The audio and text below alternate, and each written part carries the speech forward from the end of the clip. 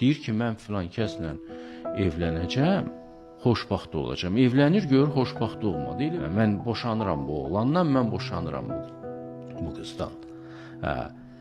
Başa düşmür ki, siz ona görə əziyyətli yaşayırsınız ki, siz əziyyətli yaşamalısınız. Çünki siz kalsınız. Motor normal işləmirsə, onda əlavə səslər olur. Ailədən səslər gəlirsə, gülüş səsindən başqa. Ailədə problem var, müalicə eləmək lazımdır ailəni. Kaldır insanlar. Sən nəsənsə, öz tayını da Allah sənə gətirib çıxaracaq və siz bir-birinizi bəyənməyəcəksiniz 1-2 ildən sonra. Sənin tayı var rast gətirmişik. Sadəcə sən tayınla yaşaya bilmirsən.